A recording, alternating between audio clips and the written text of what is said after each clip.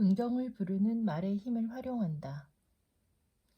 우리 회사에서 만든 상품 중에 마인드 스위치라는 CD 제품이 있다. 특수한 음원이 잠재의식에 영향을 주어 긍정적인 생각이 들도록 도와주는 것이다. 이를테면 얼령, 말에 깃들어 있다고 믿는 영적인 힘을 이용해 잠재의식의 문을 여는 구조다. 이 제품에는 돈을 테마로 한 CD도 들어있는데 이것을 들은 많은 사람들이 들으면 기분이 좋아져요. 왠지 돈이 자꾸 들어올 것 같은데요. 정말로 돈의 순환이 좋아졌어요. 돈에 대한 불안감이 사라졌어요 하는 감상들을 보내오기도 했다. 물론 그 중에는 아무리 들어도 와닿지가 않네요. 들어도 별로 개운하지가 않아요. 다른 건 괜찮은데 돈의 CD는 왠지 마음이 불편해져요 라고 말하는 사람들도 있다. 실제로 아는 사람들을 토대로 분석한 결과 아주 좋아요, 마구 설레요 하는 감상을 전해주는 사람들은 공통적으로 돈에 대해 아무런 빗장도 채워놓지 않은 이미 부자들인 경우가 많았다. 혹은 목돈을 어느 정도 만들었거나 돈에 대한 저항감이 없어서 장차 부자가 될 가능성이 많은 사람들이었다. 반대로 왠지 기분 좋게 듣지 못하겠다는 사람들은 아직 돈에 대해 빗장을 걸어놓고 있거나 돈에 마이너스 감정을 연결시키고 있는 경우가 많았다. 긍정적인 신호일지라도 받아들이는 측의 상황이나 상태에 따라 이처럼 반응이 달라진다. 물론 반복적으로 CD를 듣는다면 저항감이나 빗장도 서서히 달라질 수 있을 것이다. 꼭 이 CD가 아니더라도 긍정적인 말과 신호를 통해 스스로 빗장을 제거하는 방법도 있다. 말에는 빗장을 제거하는 힘이 깃들어 있다. 요컨대 자신에게 긍정적인 말을 반복함으로써 긍정적인 방향으로 의식을 전환시키는 것이다. 일종의 인지요법이다. 당신의 돈에 대한 자세, 마인드 생각을 긍정적인 단언으로 바꿔보라. 여기서 단언이라는 것이 포인트다. 단순히 뭐뭐 하면 좋을 텐데, 뭐뭐 하게 해주세요처럼 바람을 말하는 것이 아니라 나는 뭐뭐이다, 입니다 처럼 단언하는 형태로 말해야 한다. 느닷없이 나는 부자입니다라고 말하는 게 어색하다면 현재 진행형으로 바꿔보자. 나는 점점 더 부자가 되고 있다라는 식으로 말이다. 돈에서 연상되는 말들이 긍정적이라면 그대로 두고 부정적인 말들은 긍정적으로 전환해서 계속 선언하듯 얘기해보자. 돈에 대해 어떤 말을 하든 어색함이 없고 불편하지 않게 될 때 당신은 부자의 자아상으로 한 걸음 전진한 것이다. 바로 오늘부터 말의 힘을 활용해보자. 부디 돈에 대한 빗장을 제거하고 편안한 마음을 만들어가길 바란다. 돈이 싫어하는 행동은 하지 않는다.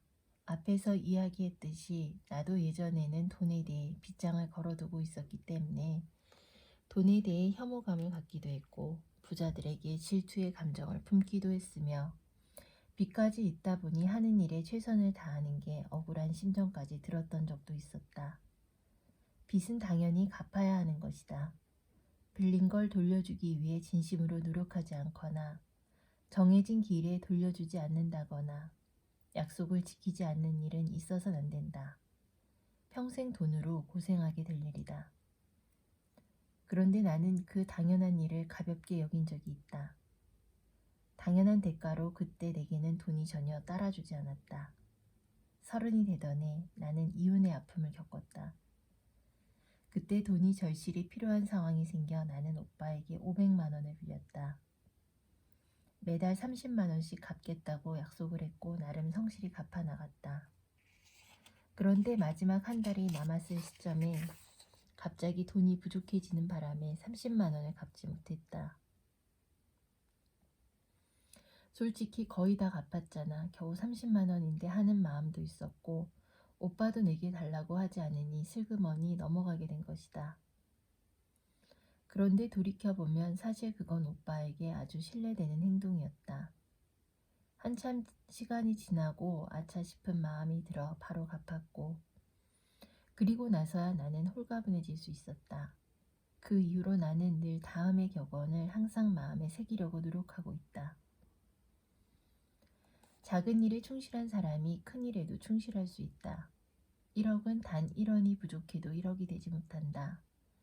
1원을 소중히 여기는 마음, 이것이 돈의 호감을 사는 기본이고 1원을 하찮게 여기는 태도가 돈의 미움을 사는 원인이 된다. 만일 당신이 주부라면 남편이 열심히 일을 하는 덕에 생활을 해 나갈 수 있다는 사실에 고마움을 느낄 수 있어야 한다. 그런 마음이 없으면 돈의 미움을 사는 일이다. 만일 당신이 직장인이라면 매월 급여를 받을 수 있다는 사실에 고마워할 줄 알아야 한다. 그렇지 않고 게으름을 부린다면 이 역시 돈의 호감을 사지 못하는 일이다. 돈은 하늘 아래의 순환물이다. 정말 순환하고 있다. 앞에서도 이야기했듯이 들어오는 돈에 감사하고 나가는 돈은 기분 좋게 보내줘야 한다. 어떤 상황이든 마지못해 하는 마음은 모두 돈의 미움을 사는 행동이라는 걸 명심하자. 다시 한번 다음 사항들을 체크해보자. 나는 돈벌이에 부정적이다. 나는 돈이 나갈 때 한숨을 내쉰다. 나는 빌린 돈을 갚는 게 아깝다. 나는 1원을 가볍게 여긴다. 나는 돈을 잘 버는 사람들을 보면 나도 모르게 괜히 질투의 감정이 생긴다. 나는 돈을 쓰지 않고 어떻게든 악착같이 모아야 하는 것이라고 생각한다. 나는 돈을 받는 사실을 감사히 여기지 않는다. 감사는 마음이 아니라 행동으로 나타난다. 나는 돈을 받고 일하면서 게으름을 피우거나 시간을 낭비하는 경향이 있다. 나는 내 이익을 위해서만 돈을 쓴다. 혹시 당신은 어떤가? 위에서 열거한 것처럼 돈의 미움을 사는 생각이나 행동들을 해왔다면 이제라도 늦지 않았다. 지금까지 당신 속에 알게 모르게 쌓아올린 빗장은 모두 걷어내면 된다. 돈은 아주 솔직하게 행동한다. 돈의 미움을 사기도 간단하지만 돈의 사랑을 받기도 아주 간단하다. 다음 장에서는 당신 자신의 하루하루가 믿기지 않을 정도로 달라지는 돈의 호감을 사는 습관에 대해 소개하겠다.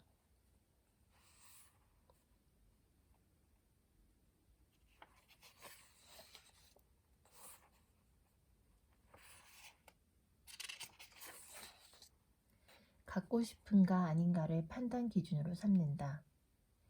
박앤세일 기간이면 백화점은 늘 쇼핑객들로 붐빈다. 나 역시도 박앤세일 시즌이 오면 종종 백화점에 가서 살만한 게 없나 기웃거리곤 했는데 생각해보면 아주 마음에 들었던 상품을 박앤세일에서 산 기억은 거의 없다. 사실 박앤세일 기간에 파는 상품들은 시즌이 지난 것들이 대부분이다. 미처 다 팔지 못한 물건들을 반값 할인으로 파는 것이다. 그런데 사람들은 이 반값에 그만 흔들리고 만다. 이렇게나 싸게 파는데 지금 안 사면 손해지 않을까라고 생각하면서 말이다. 하지만 바로 그런 게 돈을 끌어당기지 못하는 가난한 사고다. 쇼핑은 손해나 이익 때문에 하는 것이 아니다. 갖고 싶으면 사는 것이지 싸기 때문에 사서는 안 되는 것이다. 그런데도 사람들은 박앤세일이라는 글자를 보면 그만 자기도 모르게 휩쓸려 버린다. 물론 뜻밖의 정말 사고 싶었던 물건을 만나 정가보다 싸게 사는 행운을 누리게 될 수도 있다. 그런 물건을 찾으려고 박앤세일 장소를 몇 번이나 돌며 휘젓고 다닐 수도 있다. 하지만 그런 기적적인 물건을 만날 확률은 투자하는 시간에 비하면 희박하다는 생각은 들지 않는가? 마찬가지 상황으로 물건을 고를 때 가격표부터 보고 판단하는 것도 다시 생각해 볼 일이다. 혹시 당신은 어떤가? 옷을 고를 때 소재나 사이즈를 확인하는 척 하면서 가장 먼저 가격표를 확인하지 않는가? 가격표를 보고 구매 여부를 결정짓는 것은 앞뒤가 바뀐 것이다. 무언가를 선택하는 가치 판단을 가격이라는 장애물로 가려두는 격이다.